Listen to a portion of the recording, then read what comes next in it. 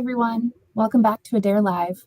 We'll be hosting these each week featuring experts from the home building industry to help you better understand the ins and outs of building your dream home on your land.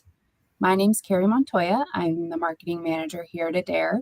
My co-host, per usual, is Jay Sowers. How's it going, Jay? Outstanding. Thank you for inviting me again. Yeah, I'm excited about our new day here. Wednesdays at 1. We're going to give it a shot and be consistent, right? Let's do it. All right. Today we're going to be talking about what to expect once your home is released to construction. We'll be monitoring the chat, so let us know where you're building, where you're thinking about building, what part of the process you're in. No matter what stage you're in, we'd love to hear from you.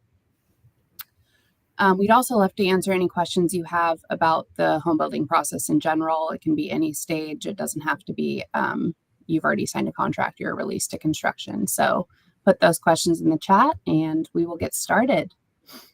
So Jay, if I'm a customer and I've just been notified, very exciting, my home's released to construction, what does that mean? That's a great question. So generally what that means is that you've gone through the entire, what the industry knows as the pre-construction phase, meaning if you're a financed customer, your loan has funded. You or the builder have gone through the process of getting your building permit approved, right? Really, all the boxes are checked, and it's a really exciting time. We're now starting to actually, what the industry knows as, go vertical on your project. So being released into construction means that subcontractors are now going to start showing up to your property. And how many people will be involved in my project? Will I be corresponding with just one person? Is there a whole team for this phase? It really does depend on the builder that you choose. But I have to say that, industry standard is normally that you will have one superintendent assigned to the project. And I know that for all the families that we have served here at Adair Homes, is that it is nice that sometimes the process can be confusing for families and there are a lot of moving parts, if you will. And it's just nice and refreshing to have one point of contact. Who's my superintendent? How do I get a hold of them? Can I text them? Do I call them? All those types of things. So without being too long-winded, Carrie, generally you have one main point of contact during the construction phase of your home. And should I expect to receive regular updates on the progress of my build, or is that something that I need to regularly be reaching out for? So again, I think different builders will do things differently. I think the better builders, right, if that's a term, really rely on customer experience. And I think one of the things that really assists in a customer's experience is simply communication. So I know that most of the builders, they will have a follow-up cadence with you as the customer. I would say at least on a weekly basis. Even if nothing that week happened on your home, I think it would be prudent for your builder to be in communication with you to let you know what happened this last week, even if nothing happened, or what you should expect next week. So it's also a great time for you to be able to ask questions of the superintendent. But you also ask the question, Carrie, it's like, well, do I have to reach out to them? Are they going to reach out to me? And I would just say both. I think it's very important that you have a open line of communication with your superintendent. And you should be able to feel free and open to communicate any questions that you might have about your build, not just wait for your, one time a week, kind of weekly check-in. Absolutely. Never want to be left wondering what's going on with your build. What about homeowner to-dos? Well, if there's something I'm responsible for, will I be notified of that? And how far in advance should I expect to be notified? Yeah, I look at that as a joint responsibility. And what I mean by that is that, yes, it's going to be the builder's responsibility to make sure that they, namely the superintendent, is communicating effectively with you. And hey, Carrie, here coming up next week or next month, these are the things that you need to be focused on specific to our project. But I also say that it should be the customer as well. The customer, should take ownership and take pride in their home, and they should understand the process, and they should be asking, good questions of the superintendent of, hey, what are some things that I need to be thinking about? When should I be picking out these selections? When should I be making these decisions? And I would just say, I think the most successful projects that I've been involved in is when both parties, the customer and the superintendent, are both being proactive in communicating moving forward, and neither party setting back on their hands, suggesting, well, somebody should have told me something. So anyway, that's kind of my food for thought on that, Carrie. Absolutely. And another question we get asked fairly regularly is it common to have delays in the home building process, and how will those be communicated if they do come up? Yeah, so I'm going to say, unfortunately, delays are very common.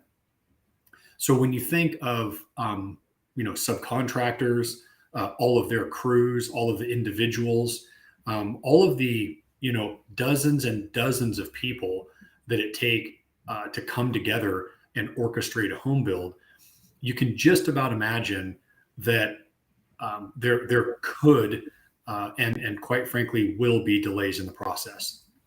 And it's all about how a builder communicates those delays, right? If I'm the consumer and my project is being delayed, that's fine. But can somebody please just explain to me why it's being delayed for 2 days or 2 weeks and what's going on? And I think, Carrie, that as long as the builder and the customer are in good rapport and good communication, and as long as the customer is never left wondering of what's going on my project, then I think that things tend to run smoothly. But I would say to set customers' expectations properly, there will be delays. And for a builder to tell you that, nope, there's never delays on our project, we're good, that could raise a red flag with me. So. Yeah, I know we saw a lot of that during COVID, especially. But would you say that maybe that building right now might even be incentivized by the fact that trades are more available and delays are maybe less likely to happen than they have been over the last 2 years?